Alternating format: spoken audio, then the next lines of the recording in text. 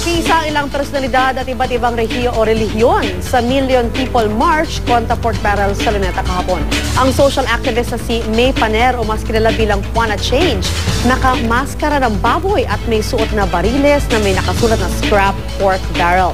Nagkatabi pa sila ng pinakamataas na leader ng simbahang katoliko ng bansa na si Manila Archbishop Luis Antonio Cardinal Tagle.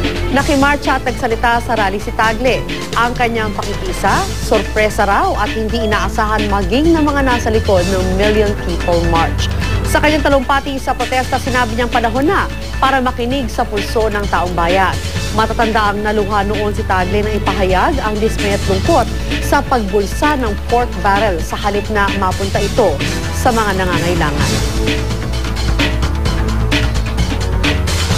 Inaanyayahan ko po ang lahat na atin pong tingnan, dinggin at mahalin ang mga dukha at naghihirap bilang mga tunay nating kapwa at kapatid.